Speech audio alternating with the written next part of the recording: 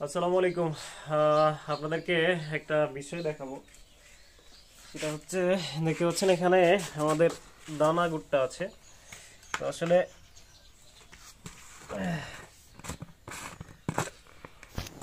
তো আসলে আপনারা খেজুরের দানা গুড়টা অনেকেই পছন্দ করে থাকেন। আসলে এই দানা গুড়টা আসলে কেমন দানা হয়, কতটা দানা হয়, সেটা আপনাদেরকে দেখানোর জন্যই কিন্তু আমি এই ভিডিওটা শুরু করেছি।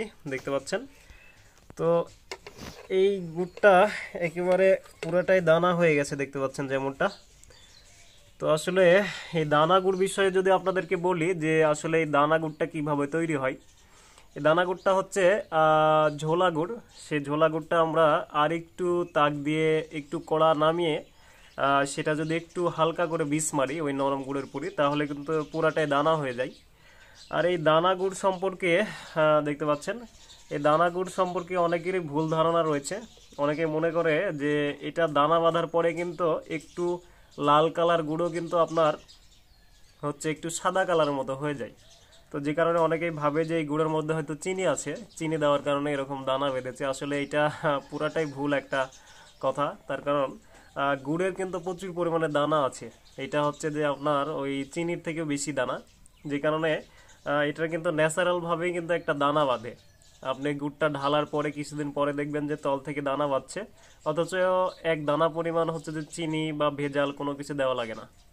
তো এটা হচ্ছে যে আল্লাহরই একটা নিয়ামত, আলহামদুলিল্লাহ। আর আমাদের যেহেতু সরাসরি নিজেদের খেজুরের গাছ রয়েছে, ছোটবেলা থেকেই খেজুরের গুড়গুলো তৈরি করি, এবং হচ্ছে যে আমরা নিজেরাই গুড়গুলো উৎপাদন করি। যে কারণে আমরা জানি যে আসলে দানা গুড়গুলো কিভাবে তৈরি হয়, পাটালি গুড়গুলো কিভাবে তৈরি হয়, এবং বীজ গুড়গুলো কিভাবে তৈরি হয়। যে কারণে আপনাদেরকে শুধুমাত্র এই দানা গুড় দেখানোর উদ্দেশ্যেই কিন্তু আজকে ভিডিওটা শুরু করেছি। তো দেখতে পাচ্ছেন এই গুড়টা আমাদের বয়ামে ঢালা হয়েছে। এই যে দেখতে পাচ্ছেন, তো বয়ামে ঢালার পরেই কিন্তু এই ধরনের দানা বেঁধেছে, একেবারে ন্যাচারাল দানা। তো এই ধরনের ন্যাচারাল দানাদার গুড়গুলো খাওয়ার জন্য অবশ্যই যোগাযোগ করতে পারেন আমার সাথে সরাসরি।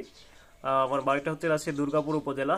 তো এখানে যেহেতু প্রচুর পরিমাণে খেজুরের গাছ রয়েছে, আমাদের নিজেদের গাছ রয়েছে, আমাদের চাচা ভাই প্রায় জনারই খেজুরের গাছ রয়েছে, তাই হচ্ছে যে সব ধরনের গুড় খাওয়ার জন্য এবং ব্যাপক পরিমাণে শুধুমাত্র ভেজাল ছাড়া গুড়।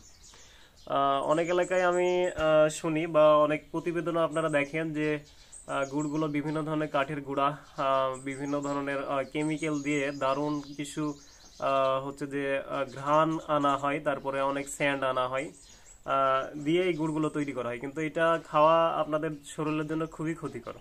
যে কারণে আপনারা এই ধরনের ন্যাচারাল দানাদার গুড়গুলো খাওয়ার জন্য এবং আসল মানুষের থেকে গুড় কেনার জন্য সরাসরি আমার সাথে যোগাযোগ করতে পারেন আমার স্ক্রিনে দেওয়া নাম্বারে, অথবা আপনারা হোয়াটসঅ্যাপ ইমোতে কিন্তু যুক্ত থাকতে পারেন।